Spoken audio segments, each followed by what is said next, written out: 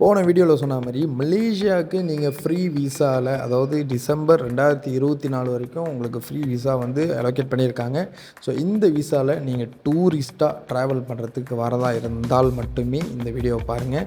In case நீங்கள் டூரிஸ்டாக use பண்ணி வேலை செய்ய வரீங்க, இல்லை வேறு ஏதாச்சும் விஷயத்துக்காக வரீங்க அப்படின்னா இந்த வீடியோவை இப்போவே ஸ்கிப் பண்ணிவிடுங்க. ஸோ இன்கேஸ் நீங்கள் டூரிஸ்ட்டாக வர போகிறீங்க அப்படிங்கிற பட்சத்தில் தாராளமாக இந்த வீடியோவை பாருங்கள். ஏன்னா வந்து சில நேரத்தில் நம்மளை வந்து டூரிஸ்ட்டுன்னு தெரியாமல் வந்து இமிக்ரேஷன் திரும்பி அனுப்புறதுக்கு வாய்ப்புகள் அதிகமாக இருக்குது. ஸோ என்னென்ன விஷயத்தை அவாய்ட் பண்ணலாம், என்னென்ன விஷயத்தை நம்ம வந்து ஆட் ஆன் பண்ணிக்கிட்டு கரெக்டாக வந்து சேரலாம் அப்படிங்கிறத கரெக்டாக இந்த வீடியோவில் சொல்கிறதுக்கு தயாராக இருக்கேன். ஸோ மறக்காமல் பார்த்துட்டு யாரெல்லாம் புதுசாக பார்க்குறீங்களோ நீங்கள் சப்ஸ்கிரைப் பண்ணுங்கள். நீங்கள் சப்ஸ்கிரைப் பண்ண நீங்கள் லைக் கொடுக்க அடுத்தடுத்த இன்ஃபர்மேஷனான வீடியோவை உங்களுக்கு மலேசியாலேருந்தே போடுறதுக்கு தயாராக இருக்கேன். இப்போதைக்கு இந்தியாவில் உள்ள வீடியோ வந்துக்கிட்டு இருக்கு இல்லையா? ஸோ இதே மாதிரி இப்போ ஃப்ளைட் ஏறி போய் மலேசியாலேருந்து அடுத்தடுத்த வீடியோஸ் உங்களுக்கு ரெடியாக காத்துக்கிட்டு இருக்கு. ஸோ வாங்க வீடியோக்குள்ளே போகலாம்.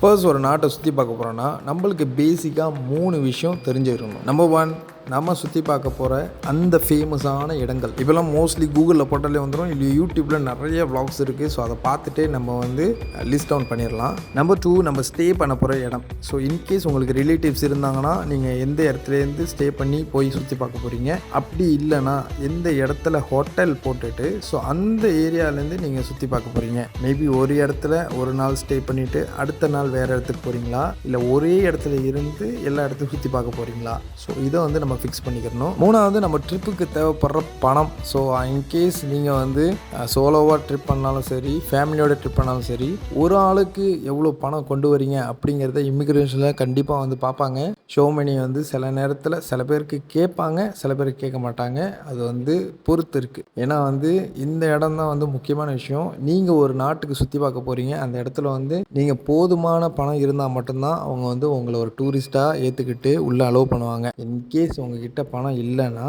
அவங்க வந்து சில பல கேள்விகள்லாம் கேட்பாங்க.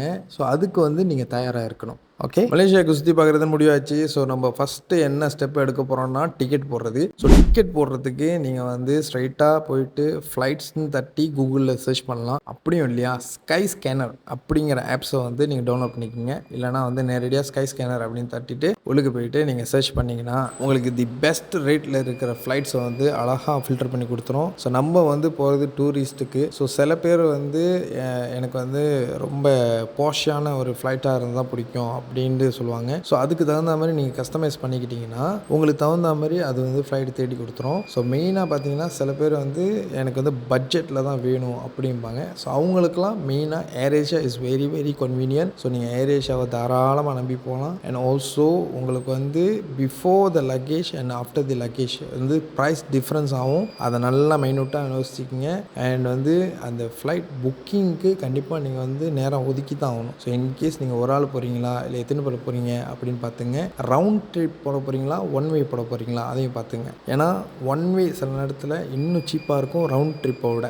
அது வந்து நம்ம போட்டால் தான் தெரியும். ஸோ இன்கேஸ் நீங்கள் போட போகிறீங்கன்னா ஸோ ஒரு வாட்டி போட்டு பார்த்துட்டு ஓகே இது இவ்வளோ வருது அமௌண்ட்டு, அடுத்தது ரவுண்ட் ட்ரிப் போட்டு பாருங்கள் இது இவ்வளோ வருது, ஸோ எவ்வளோ டிஃப்ரென்ஸ் இருக்குது. ஸோ ஒரு ஆள் டிக்கெட்டுக்குன்னா நீங்கள் கொடுக்குறதுனா ஓகே பிரச்சனை இல்லை. இதே ஒரு ஃபேமிலிக்கு நீங்கள் கொடுக்குறப்ப அதோட அமௌண்ட் வந்து ரொம்ப அதிகமாக இருக்கும். ஸோ அதையும் வந்து நீங்கள் நோட்டீஸ் பண்ணிவிட்டு முடிஞ்ச அளவுக்கு நீங்கள் ஒன் வேல போட்டுட்டு அடுத்தது ரிட்டனும் ஒன் வேல போட்டுருங்க. ஸோ அந்த மாதிரி போட்டிங்கன்னா உங்களுக்கு வந்து சேஃப் த காஸ்ட்டாக இருக்கும். ஸோ இதெல்லாம் வந்து நான் எக்ஸ்பெரிமெண்ட் பண்ணதுனால நான் உங்கள்கிட்ட சொல்கிறேன். அப்படி இல்லைன்னா நீங்கள் ட்ரை பண்ணி பாருங்கள். ஸோ எது வந்து உங்களுக்கு சீப்பாக உங்களுக்கு வந்து கன்வீனியாக இருக்கோ ஸோ அதை மட்டும் நீங்கள் வந்து சூஸ் பண்ணி போடுங்க. அண்ட் ஒரு எடிஷ்னல் டிப்ஸு, அதாவது டிக்கெட் போட போகிறீங்கன்னா இந்த வெள்ளிக்கிழமை, சனிக்கிழமை, ஞாயிற்றுக்கிழமை அண்ட் திங்கக்கிழமை இந்த 4 நாளையும் முடிஞ்ச அளவுக்கு அவாய்ட் பண்ணுங்கள். ஜஸ்ட் மானிட்டர் பண்ணி வச்சுக்கோங்க. ஸோ எல்லா நாளும் வந்து ஸ்க்ரீன் கேப்சர் இல்லைனா வந்து எதுலையாச்சும் எழுதி வச்சுக்கோங்க. அதுக்கப்புறமா வரக்கூடிய அந்த டியூஸ்டே, வெனஸ்டே, தேர்ஸ்டே இந்த 3 நாளில் பாருங்கள் அந்த டிக்கெட் ப்ரைஸ் லைட்டாக ஃப்ளக்சுவேட் ஆகும். அந்த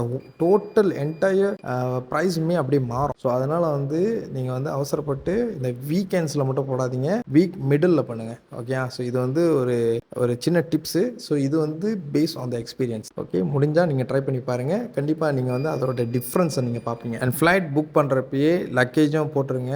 ஏன்னா வந்து முன்ன ஏர் மலேசியாவில் எப்படின்னா லக்கேஜ் அப்புறமா கூட நம்ம போட்டுக்கலாம். ஒரு வாட்டி முதல்ல டிக்கெட் வாங்கிட்டு அப்புறம் லக்கேஜ் போடுவோம். ஒரே ப்ரைஸ் தான் காட்டும். இப்போ வந்து நம்ம புக் பண்ணுறப்ப ஒரு ப்ரைஸ் காட்டுது குறைவா. நம்ம புக் பண்ணதுக்கு அப்புறமா நம்ம வந்து லக்கேஜ் ஆட் ஆன் பண்ணுறோம். அதாவது டிக்கெட்லாம் வாங்கி முடிச்சுட்டு 2-3 நாள் கழிச்சு ஆட் ஆன் பண்ணுறோன்னா விலை வந்து கொஞ்சம் வந்து இன்க்ரீஸ் பண்ணி காட்டுது. ஸோ அந்த இடத்துல வந்து நம்மளுக்கு தான் வந்து லாஸ்ட் ஆகுது. ஸோ அதனால் இதுவும் வந்து ஒரு சின்ன டிப்ஸ் தான். லக்கேஜ் நீங்கள் டிக்கெட் போடுறப்பே போட்டுருங்க. இது ஏர் ஏஷியாவுக்கு மட்டும்தான். மற்ற ஃப்ளைட்ஸுக்கு நார்மலாக நீங்கள் எப்போதும் போல ஆப்ஸில் பார்த்துக்கலாம். நம்ம ஃப்ளை பண்ணுறதுக்கு ஒரு 3 நாள் முன்னுக்குலேருந்து இந்த ஒரு ஃபார்மை நம்ம அப்டேட் பண்ண ஆரம்பிச்சிடணும். அந்த கார்டு தான் Malaysian digital arrival card, MDAC சொல்லுவாங்க. ஸோ இந்த கார்டு வந்து நீங்கள் வந்து டிஸ்கிரிப்ஷனில் லிங்க்கில் போய் தட்டுங்க. ஸோ நேரடியாக அங்கே போய் விட்றோம். ஸோ இது நம்ம ஸ்க்ரீனில் பார்க்குற மாதிரியே அந்த ஒரு போஸ்டரை தட்டினீங்கன்னா நேராக உள்ளுக்கு போயிடும். ஸோ உள்ளுக்கு போனோன்னே நீங்கள் அந்த ஃபார்மை ஃபில்அப் பண்ண வேண்டியதான். ஒன்றுமே பெரிய விஷயமே இல்லை. உங்களுடைய டீட்டெயில்ஸ், பேர், வயசு, பாஸ்போர்ட் நம்பரு, அதுக்கப்புறம் எங்கேருந்து வரீங்க, அதுக்கப்புறம் கீழே பார்த்தீங்கன்னா எத்தனாம் தேதி போகிறீங்க, எத்தனாம் தேதி ரிட்டன் வரீங்க, அண்ட் ரிட்டன் டிக்கெட் கண்டிப்பாக இருக்கணுங்க. ஸோ முடிஞ்ச அளவுக்கு டம்மி போடாதீங்க. டம்மி வந்து ஈஸியாக வந்து கண்டுபிடிச்சிடுறாங்க, முன்ன மாதிரிலாம் இல்லை. ஸோ அதனால் முடிஞ்ச அளவுக்கு ஒரிஜினலாக நம்ம வந்து ட்ராவல் பண்ண போகிறோம், சுற்றி பார்க்க போகிறோம், அந்த ஒரு இதோட நல்லபடியாக போட்டு போயிட்டு வாங்க. இன்கேஸ் உங்களுக்கு ரிட்டன் டேட் வந்து கன்ஃபியூஸாக இருக்குது, இன்னும் 2-3 நாள் இருந்துட்டு வந்தாலும் வருவேன், 1 வீக் 2 வீக் எனக்கே தெரில அப்படின்ட்டிங்கன்னா சும்மா வந்து ஃப்ளெக்ஸின்னு ஒரு ஆப்ஷன் இருக்கும். அந்த ஆப்ஷனில் போடுங்க. எக்ஸ்ட்ரா கொஞ்சம் பே பண்ணுற மாதிரி இருக்கும். பட் ஸ்டில் வந்து உங்களுடைய டேட்ஸ் வந்து உங்களுக்கு தகுந்த மாதிரி மாற்றிக்க முடியும். ஸோ அது வந்து நீங்கள் போட்டிங்கன்னா இன்னும் பெட்டர் ஆப்ஷனாக இருக்கும். ஸோ இது வந்து யாரெல்லாம் வந்து இந்த 30 டேஸ்க்குள்ளே எத்தனை டேட்ஸ் மாற்ற போகிறேன் எனக்கே தெரில, எமர்ஜென்சியாக வந்தாலும் வருவேன், ஸோ இல்லை ஒரு 2-3 நாள் எக்ஸ்ட்ரா இருந்துட்டு வந்தாலும் வருவேன் அப்படிங்கிறவங்களுக்கு பெஸ்ட் ஆப்ஷனாக இருக்கும். MDACல பார்த்தீங்கன்னா கேட்டிருப்பாங்க, நீங்கள் வந்து எங்கே போய் தங்க போகிறீங்க, ஹோட்டல்ஸில் தங்க போகிறீங்களா, இல்லைனா வந்து நீங்கள் வந்து உங்களோட சொந்தக்காரங்க வீடு, ரிலேட்டிவ்ஸ் வீடு அங்கே தங்க போகிறீங்களா, அதையும் வந்து நீங்கள் மென்ஷன் பண்ணணும். அங்கே தங்குறதா இருந்துச்சுன்னா எந்த இடத்துல போனாலும் உங்களுக்கு அட்ரஸ் கண்டிப்பாக இருக்கும். ஸோ அதை வந்து நீங்கள் அங்கே மென்ஷன் பண்ணணும். ஓகே, ஸோ இந்த இடத்துல ஹோட்டலில் தங்க போகிறீங்கன்னா எங்கே வந்து பெஸ்ட் ப்ரைஸில், அதாவது நல்ல ஒரு ஹோட்டல் புக்கிங் பண்ணலாம் அப்படின்னு பார்த்தீங்கன்னா, மலேசியாவை பொறுத்த வரைக்கும் நிறைய ஆப்ஸ், நிறைய ஹோட்டல்ஸ், எங்கே போனாலும் எக்கச்சக்கமான ஹோட்டல்ஸ் இருக்கும். ஸோ இதை வந்து நீங்கள் ஆன்லைன்லேயே நீங்கள் ஹோட்டல்ஸ் இன் மலேசியா தட்டினாலே வரும். அப்படி இல்லைனா அகோடா, அது agoda.com இல்லைனா booking.com, இந்த 2 வந்து மெயினாக இருக்கும். ஸோ இந்த இடத்துல போயிட்டு நீங்கள் கேஎல் சென்ட்ரல் ஏரியாவில் போடலாம், இல்லை பிரிக்ஃபீல்ட்ஸில் போடலாம். இது 2ம் வந்து உங்களுக்கு வந்து சஜஸ்ட் பண்ணுற இடம். ஸோ இந்த 2 இடத்துல பே ஆன் ப்ராப்பர்ட்டி, அதாவது நீங்கள் இங்கேயே காசு கட்டாமல் ப்ராப்பர்ட்டிக்கு போய்ட்டு காசு கட்டுற மாதிரி நீங்கள் புக்கிங் பண்ணிவிடுங்க. அதுக்கப்புறம் அந்த டிக்கெட்டில், அதாவது அந்த நீங்கள் போடுற இடத்துல கன்ஃபார்மாக ஆயிடுச்சா அப்படின்ட்டு இமெயிலில் ஒரு வாட்டி செக் பண்ணிக்கோங்க. ஸோ இதை வந்து எல்லாத்தையும் பிரிண்ட் அவுட் எடுத்து வச்சுக்கோங்க, இன்க்ளூடிங் இந்த மலேசியன் டிஜிட்டல் அரைவல் கார்டு, அதுக்கப்புறம் பார்த்தீங்கன்னா உங்களுடைய ஹோட்டல் புக்கிங், அதுக்கப்புறம் உங்களுடைய ஃப்ளைட் டிக்கெட். இதுக்கப்புறமா தான் நீங்கள் ஷோ மணி பற்றி யோசிக்கணும். அதாவது நீங்கள் அங்கே செலவு பண்ணக்கூடிய பணம். ஸோ இங்கே வந்து நீங்கள் பணம் வச்சுருந்தீங்கன்னா நீங்கள் வந்து எப்போதும் வந்து இங்கே வந்து உங்களுக்கு தெரிஞ்ச பெஸ்ட்டு மணி சேஞ்சர் இல்லைனா மணி டீலர்ஸ் கிட்ட நீங்கள் வந்து ருப்பீஸை வந்து ரிங்கிட்ஸுக்கு கன்வெர்ட் பண்ணி எடுத்துக்கிறங்க. ஓகே, ஸோ ஒரு ஆளுக்கு 1000 வெள்ளிலேருந்து 3000 வெள்ளி வரைக்கும் எடுத்துகிட்டு போகலாம். ஸோ இது வந்து கவர்மெண்ட் லா படி ஸோ இவ்வளோ இருக்கணும், 3000 ரிங்கிட் அப்படிங்கிறது இருக்கணும் அப்படிங்கிறது சொல்லியிருக்காங்க. நம்ம 1000 ரிங்கிட் எடுத்துகிட்டு போனால் கூட நம்ம வந்து திடீர்னு கேள்வி கேட்டாங்கன்னா நீங்கள் சொல்கிறதுக்கு கரெக்டாக வந்து எக்ஸ்ப்ளனேஷன் ரெடியாக இருக்கணும். ஏன்னா வந்து மேபி நான் போகிறது ஒரு 5 நாள் தான், எனக்கு வந்து இந்த பணம் போதியதாக இருக்கும் அப்படின்னு சொல்லலாம். அப்படி இல்லை என்கிட்ட வந்து விசா கார்டு இருக்குது, கிரெடிட் கார்டு இருக்குது. ஸோ ஏதாவது வந்து நீங்கள் பாசிட்டிவாக சொல்ல போனால் தான் அவங்களும் நம்பி ஓகே நீங்கள் டூரிஸ்டாக தான் வந்திருக்கீங்க அப்படின்ட்டு நம்பி அவங்களும் வந்து ஓகே சொல்லி விடுவாங்க. ஏன் இதை நான் சொல்கிறேன்னா, நிறைய பேர் வந்து இந்த ஒரு சான்ஸை, அதாவது இப்போ வந்து விசா வந்து ஃப்ரீயாக கொடுத்துருக்காங்க இல்லையா, ஸோ இந்த ஒரு சான்ஸை யூஸ் பண்ணி, இந்த ஒரு லூப் ஹோலை யூஸ் பண்ணி நிறைய பேர் வந்து டூரிஸ்ட்டாக போயிட்டு அங்கே வந்து அதுக்கப்புறமா ஓவர் ஸ்டே ஆகி அங்கே வந்து வேலை செய்கிற மாதிரி, ஸோ இதெல்லாம் வந்து ஏஜென்ட்ஸ் காலங்காலமாக செஞ்சுக்கிட்டு வராங்க. ஸோ இது வந்து அங்கே இருக்கிற இமிக்ரேஷன் ஆஃபீஸருக்கும் நிறைய தெரியும். அதனால் அவங்க வந்து உங்களை பார்த்தோன்னே அவங்க சொல்லிவிடுவாங்க, நீங்கள் வந்து வேலை செய்ய தான் வரீங்க, நீங்கள் வந்து டூரிஸ்ட்டாக தான் வரீங்க அப்படின்ட்டு. சில நேரத்தில் அவங்களோட அசம்ஷன் தப்பாகிறதுக்கு வேலை இருக்குது. ஏன்னா வந்து நம்ம டூரிஸ்ட்டாக போகிற நம்ம சில நேரத்தில் ஃபார்மலாக போட்டு போவோம். ஸோ நம்மளோட ஆடை பாதி, ஆள் பாதின்னு சொல்லுவாங்கள்ல. ஸோ அதை வந்து நம்ம இந்த இடத்துல கரெக்டாக யூஸ் பண்ணிக்கணும்.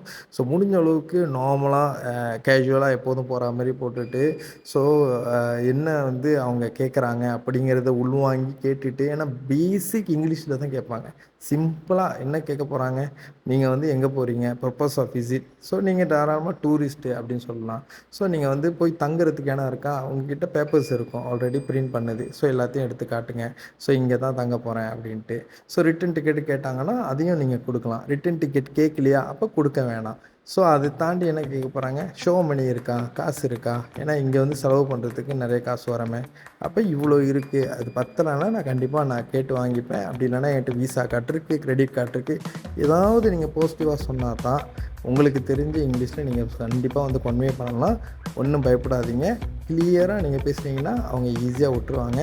இன்கேஸ் இதில் வந்து ஏதாச்சும் ஒரு விஷயத்தில் சந்தேகம் வந்துச்சோ, இல்லை வந்து உங்களுடைய நர்வஸை பார்த்துட்டு நீங்கள் வந்து வேறு எதுக்கோ வந்திருக்கீங்க அப்படின்ட்டு அவங்க சந்தேகப்பட்டால் தான் ஆஃபீஸ் ரூமுக்கு அனுப்பி திரும்பி ரிட்டர்ன் பண்ணிடுவாங்க. ஸோ டாக்குமெண்ட்ஸை ப்ரிப்பேர் பண்ணிங்க. நீங்கள் வந்து 20 வயசுலேருந்து 40 வயசுக்குள்ளே இருந்தீங்கன்னா உங்கள் மேலே சந்தேக பார்வை வரத்துக்கு நிறைய வாய்ப்புகள் இருக்குது. அதனால் நீங்கள் உங்களுடைய உடை பாவனை எல்லாத்தையும் கரெக்டாக வச்சுக்கிட்டு தெளிவாக நல்லா கான்ஃபிடெண்ட்டாக பேசுங்க. நான் வந்து சுற்றி பார்க்கத்தான் வரேன், பார்த்துட்டு நான் கிளம்பிடுவேன் அப்படிங்கிற மாதிரி சொல்லுங்கள். உங்கள்கிட்ட வந்து உங்களுடைய வேலை செய்கிற எம்ப்ளாய்மெண்ட் லெட்டர் ஏதாச்சும் ஒன்று இருந்துச்சுன்னா கூட சும்மா ஒரு சேஃப்டிக்கு கையில் வச்சுக்கிறது நல்லது. ஏன்னா ஒன்ஸ் உங்களை சந்தேகப்பட்டு அந்த ஆஃபீஸ் ரூம், அதாவது அந்த நிறைய பேர் இருக்கிற ஒரு ரூமில் உட்கார வச்சுருவாங்கன்னு சொல்லுவாங்க இல்லையா. ஸோ அந்த ஒரு ரூமில் உட்கார வச்சுட்டாங்கன்னா அவங்க வந்து சில நேரத்தில் எவ்வளோ தான் நம்ம மலேசியா பிரஜையே போயிட்டு கேரண்டி கொடுத்து நாங்கள் உள்ளே கூப்பிட்டுக்கிறோம், ஸோ நாங்கள் வந்து டூரிஸ்ட் தான், நாங்கள் அனுப்பி வைக்கணும்னு சொன்னால் கூட சில நேரத்தில் விட மாட்டாங்க. ஏன்னா ஒரு வீடியோவில் பார்த்தேன், விடுறதா சொல்லியிருந்தாங்க. அது எந்த அளவுக்கு உண்மைன்ட்டு எனக்கு தெரியல. ஸோ இந்த வீடியோ பிடிச்சிருந்துச்சுன்னா லைக் பண்ணுங்கள், ஷேர் பண்ணுங்கள். இதே மாதிரி என்னென்ன இடங்கள் இருக்குது அப்படிங்கிற வீடியோ வேணும்னா எனக்கு கமெண்ட் பண்ணுங்கள். ஸோ மறக்காமல் இதை லைக் பண்ணிவிட்டு சப்ஸ்கிரைப் பண்ணுங்கள். அடுத்த வீடியோவில் அங்கே இறங்கி என்னென்ன செய்யணும், என்னென்ன செய்யக்கூடாதுங்கிறத ஈஸியாக சொல்கிறேன்.